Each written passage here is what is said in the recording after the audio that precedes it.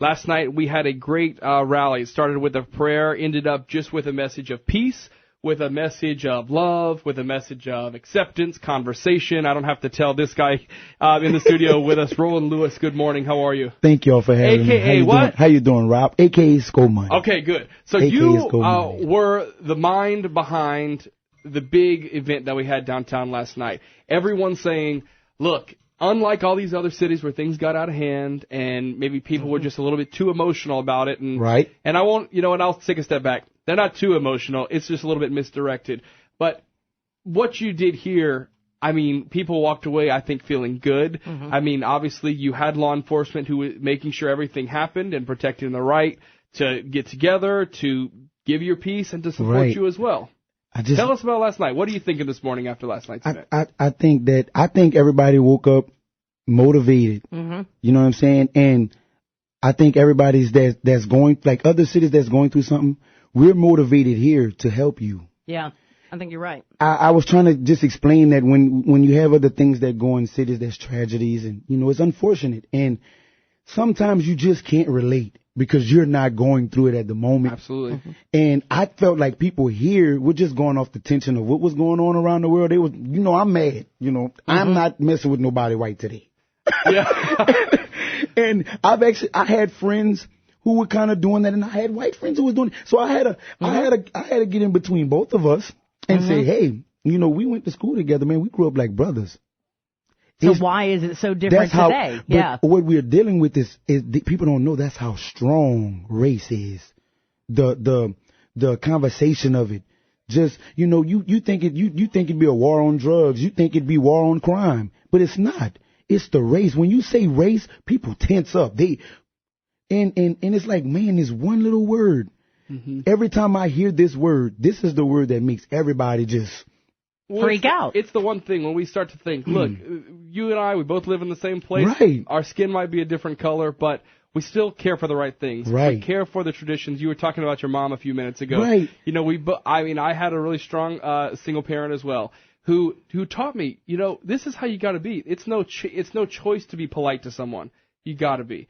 And I think it's, you can obviously tell with what you're doing, and I think where we're going with this, that it's shown through. Yeah. So, I mean, do you think your goal of the event last night, did you accomplish your goal? Is it what you wanted? Is it just the start of a conversation? What's crazy about it is, like I was telling, DJ Digital, you never know what you're good at. I heard Jay-Z say one time, he said, you have to find what you're good at.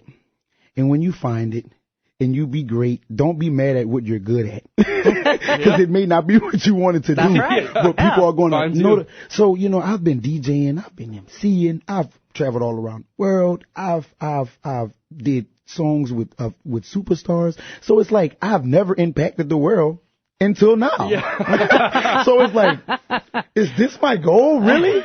Come on, God. Like, really? So it's like, I kind of, at the end of the day, my mom's a pastor, so I was always taught to never stray. Yeah. So if this is what's coming on to my life, I'm not going to be a hypocrite. I'm not going to be mad with anybody about it. If God wants me to be, this guy who goes out and, gives inspiration to the world, and it is going to make me a better person. Because at the end of the day, me doing it made me look at me. I had to look inside of me first before I even did this event. So I had to look at me and say, I had to ask myself, have I ever did anything racist before? Like, have I ever not helped someone? Or, I had to actually go back and think, like, did I have because I didn't want to participate in it. I didn't want to feel like a hypocrite. Yeah. So once I thought it all over, I said, you know what? Well, I'm not going to script it because I was trying to plan it. Right. And I just was kind of like, you know what? I ain't going to script it. I just put out a massive post. I wanted to see how big my following really is. How many people really follows me on Instagram, Facebook? How many friends do I really have? So instead of having white and black on each side who both love you like brother and sister, I was like, all right, I'm going to just put this post out, post this peace walk. I ain't telling nobody. So when they call me and ask me what's going on, I'm going to just tell them be there because I got something to say. Well, and without scripting it, you just let the best of people come through. And it didn't matter whether they were white or black. The best of people just came through. I loved it. I loved it because before I left that day, I probably had about 20 white people come up to me, hug me, kiss me on the cheek, and tell me, thank you. Because when I was walking around, I looked at certain people and they got looks that day before the peace walk. Mm-hmm. So you can tell it's tension. You know what I'm saying? We had this, I think her name is Cassandra. Miss Cassandra, if you're listening, thank you for coming out. White, nice lady, nicest, sweetest lady you will meet. And she was so nervous about coming out yesterday because, you know, we had a lot of black people. We had a lot of other races. We had Mexicans there. We had, so it was like, you know, she was just worried. I hope this is not a protest. I hope they don't start, you know, breaking out. But she said, I'm glad that you broke that barrier down, that this is a whole community thing. Isn't it crazy how we can all live amongst each other in society, but yet when one situation happens, certain people start to say, well, take this side and that side, and you forget about who you were standing by. You know, you've been standing against this person for 15 years. That's like your brother. Someone asked me yesterday, someone said, gosh, everyone's so crazy all of a sudden. I said, no, everyone's been crazy. They all have a Facebook page now. Right. So you see how crazy they are. Man, you know, and it's just hard. And they asked me that yesterday. Caleb, why I came and they asked me, they said, they said, we went back and read your Facebook.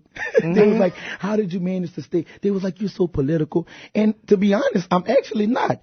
I just like right and wrong. I feel certain things are wrong. You know what I'm saying? Daniel Bell, white guy, shot in California.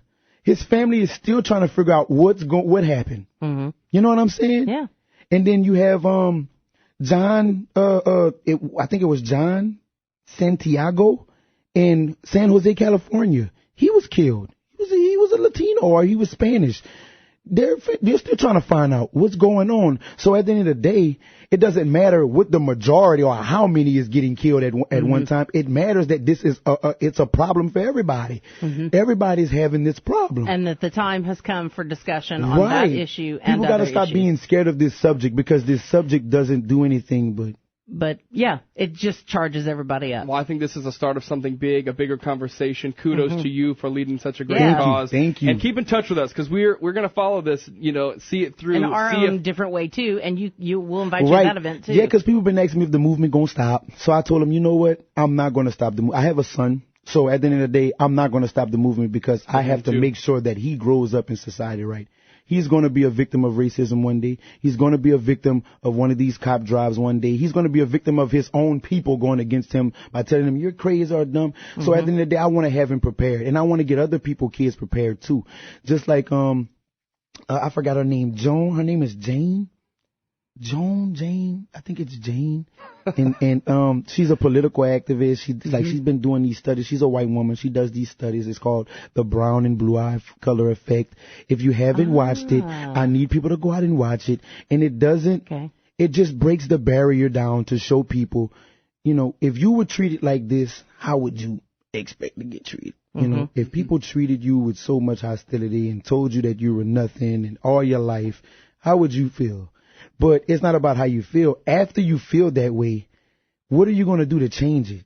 You know what I'm saying? Everybody gets discriminated against somehow, some form, whether you're fat, small, black, white. You get discriminated against. You know what I'm saying? You know, I love when people meet me for the first time. You know, because I'm on the radio, so you don't see me, right? So this is the look I get.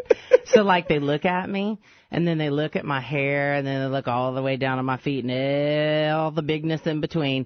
And then they look back up at my face, and I love when they turn to me and say, you don't look anything like I thought. And I'm thinking, yeah, I know what you're thinking now.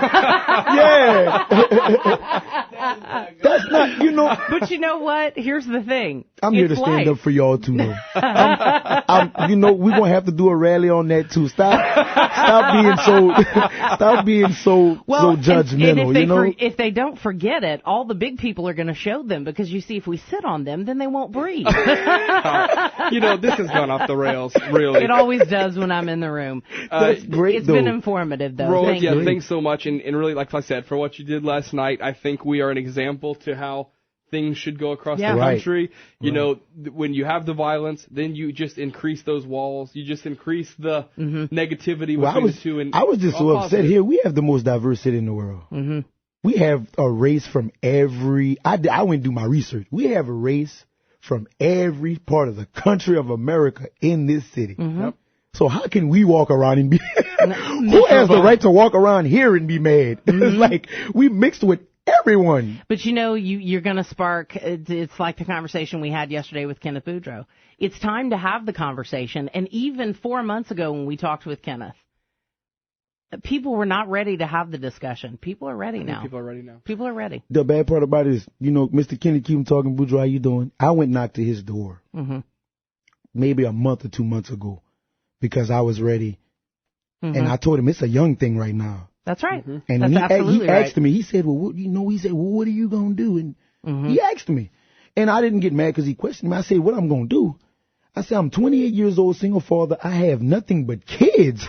I have kids on this social media going crazy, ready to talk about this. I got them. I got them waiting for you. You just got to come and follow. And he told me, well, when you get them together, he said, you come and talk to me. Well, I think we're ready then. At least we have two big, components of it now. I think we're ready. I do plan to be the moderator for the event. We're going to try to do it in September. So we invite you, of course. And obviously, I'm anybody down. that wants to come. Because we want to have the talk. It has to be. It does. It does. It's not rocket science. And it's just like they say, if you act like you don't know it exists, then you're kind of like cold racist. Because at the end of the day, you're not fully racist, but you're going to be a co-op not to say something for the other person. So you're going to kind of just be like, well, and people may not know. But I ain't. And people may not know because I don't know what the experience is. I only know my experience. I mean, and I know my heart. I mean, at the end of the day, you could be racist to not helping someone. You could be racist to drugs. I'm an ageist. I'm gonna tell you right now, I'm an ageist. But what I'm saying is, racist is just a word to have that barrier. It brings a barrier on us. So, but I'm saying it's all type of things you can be racist to. You know what I'm saying? So at the end of the day, I think racist is just being something without anybody being able to change your mind. Makes you racist. And you're not even listening to somebody's perspective. So after I talk to you and you walk away and say, well, yeah, I feel that, but I'm still not going to let a black person in my house. What did we that's crazy. What was the conversation for? Yep. If you knew that you were going to stick to a racist, then I wasted my conversation. I should have just let you go. Same thing. I mean, I talk to my brothers. I talk to my sisters. Everybody has a problem. You know what I'm saying? True. Everybody has a problem with something or something someone does. You know what I'm saying? All right. So it's like we just got to fix it. We can come together and fix it. It's not hard. I love that enthusiasm. The force behind last night's extremely peaceful, respectable rally, like I said, started with a prayer, ended just with people being together and kind of preaching a message of unity. Roland Lewis, we appreciate you coming in. Thank you. I thank you all for having me.